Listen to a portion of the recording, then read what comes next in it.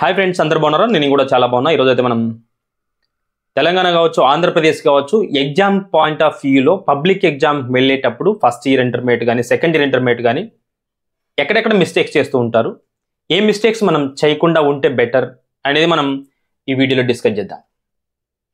చాలా వరకు బాగా చదివి ఉంటారు, చదివిన తర్వాత అనుకుంటూ ఉంటారు, అరే మనం చదివిన క్వశ్చన్స్ రావేమో అని.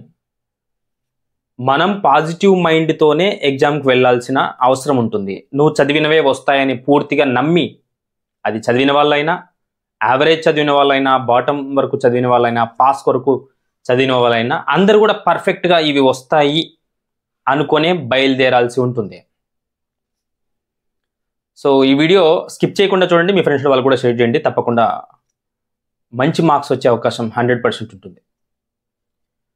సో 7 పాయింట్స్ ఉన్నాయి, 7 పాయింట్స్ అనమాట. సక్సెస్ఫుల్కి 7 పాయింట్స్. ఫస్ట్ పాయింట్ వచ్చేసి ఎగ్జామ్ హాల్కి 30 మినిట్స్ ముందే వెళ్ళడం, 5 మినిట్స్ ముందు వెళ్ళడం, టెన్షన్ పడడం.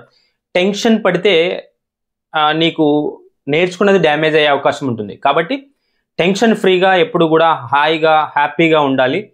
ఎగ్జామ్ హాల్కి 30 మినిట్స్ ముందే వెళ్ళండి. అలాగే బుక్స్ లేకుండా వెళ్ళడం చాలా మంచిది. ఎగ్జామ్ హాల్కి చాలామంది బుక్స్ తీసుకుపోయి గాబరాగా చదివేస్తుంటారు అనమాట.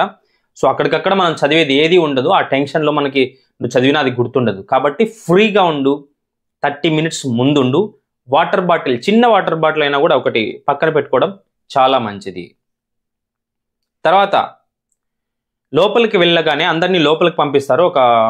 దాదాపుగా ఒక 15 మినిట్స్ 20 మినిట్స్ ముందు లోపలికి పంపిస్తారు. పంపించిన తర్వాత నీ బెంచ్ ఏదైతే ఉంటుందో ఆ బెంచ్ని క్లియర్గా ఒక్కసారి నీ బెంచ్లో ఏమున్నాయి, ఎవరైనా ఏదైనా చిన్న చిన్న పేపర్స్ పెట్టారా అవి కూడా చెక్ చేసుకోవాలి. తర్వాత థర్డ్ టిప్ వచ్చేసి మనకి క్వశ్చన్ పేపర్ ఇస్తారు. బెల్ కొట్టగానే క్వశ్చన్ పేపర్ ఇట్లా అందరికీ ఇస్తూ ఉంటారు కదా. ఈ క్వశ్చన్ పేపర్ని జస్ట్ ఒక 5 మినిట్స్ అలా చూసుకుంటూ రావాలి. క్వశ్చన్స్ అన్నిటినీ కూడా చూసుకుంటూ రావాలి.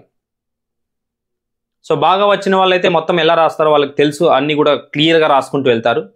కొంచెం అటు ఇటుగా 50% అనుకున్నటువంటి వాళ్ళు ఏ క్వశ్చన్ వస్తుందో, బాటమ్ వాళ్ళు అంటే పాస్ కోసం ట్రై చేస్తున్నటువంటి వాళ్ళు ఏ క్వశ్చన్ అయితే నీకు పర్ఫెక్ట్గా వస్తుందో ఆ క్వశ్చన్ని స్టార్ట్ చేసి నీట్గా రాయాలి.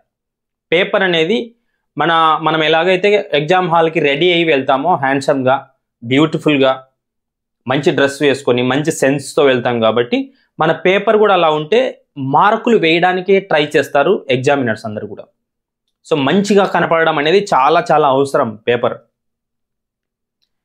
సో ఖచ్చితంగా ఆ పేపర్ ఇచ్చిన వెంటనే 5 మినిట్స్ అయితే చూడాలి. ఏ వస్తే అవి స్టార్ట్ చేసుకోవాలి. మంచిగా వచ్చిన క్వశ్చన్ని మనం స్టార్ట్ చేసుకోవాలి. సో ఫోర్త్ టిప్ వచ్చేసి ఏవైతే బాగా వస్తాయో వాటిని సెలెక్ట్ చేసుకొని వాటిని డిజైన్ చేస్తూ వెళ్ళాలి. అంటే కొంచెం మంచిగా పెన్స్ వాడడం, గ్లిటర్స్ చిన్నవి వాడడం, ఏవైనా మెయిన్ కొటేషన్స్కి సంబంధించి ఇన్వర్టెడ్ కామాస్కి వేరే వాడడం, సబ్ హెడ్డింగ్స్కి వేరే వాడడం.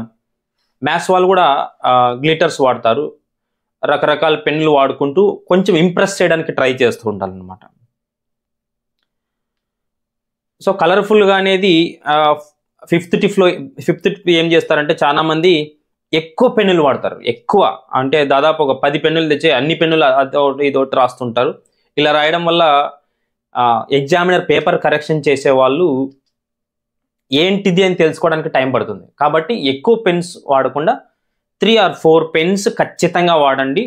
నీట్గా రాయాలనుకున్నటువంటి వాళ్ళు ఖచ్చితంగా ఆ పెన్స్ని వాడుతూ మెయిన్వి కలర్ఫుల్గా రాస్తూ ముందుకెళ్ళాలి. సో 6వ టిప్ ఏంటి అంటే 3 అవర్స్ ఎగ్జామ్ హాల్లో స్పెండ్ చేయడం అనేది సక్సెస్ఫుల్కి ప్రధాన కారణం అవుతుంది. సో 3 అవర్స్ ఖచ్చితంగా ఉంటే నువ్వు పాస్ అవుతావు. సో మోస్ట్లీ నీకు గుర్తురాని క్వశ్చన్ కూడా గుర్తొచ్చే ఛాన్స్ ఉంటాయి క్వశ్చన్ పేపర్ అలా చూస్తూ వెళ్తే. సో ఖచ్చితంగా 3 అవర్స్ అయితే స్పెండ్ చేయాల్సిన అవసరం ఉంటుంది. 7th వచ్చేసి చెకింగ్. అన్ని క్వశ్చన్స్ని మనం సరిగా రాసామా లేదా, ఏ క్వశ్చన్కి ఏ ఆన్సర్ రాసాము, అసలు క్వశ్చన్ నెంబర్ వేసామా లేదా. సో ఇవన్నీ కూడా మనం చెక్ చేసుకుంటూ రావడం. సో ఈ విధంగా మనం అన్నీ కూడా పాటించినట్టయితే దాదాపుగా సక్సెస్ఫుల్కి ఇవి కూడా కారణాలు అవుతాయి అన్నమాట. సో దాదాపుగా మనం అందరూ కూడా ఎగ్జామ్కి టెన్షన్ పడుతూ వెళ్తారు. అలా టెన్షన్ ఏమీ పెట్టుకోవద్దండి. మీరు చదివినవే వస్తాయి అని కాన్ఫిడెంట్గా వెళ్ళండి, ఖచ్చితంగా పాస్ అవుతారు. So thank you so much for watching. 3Lokia 6600.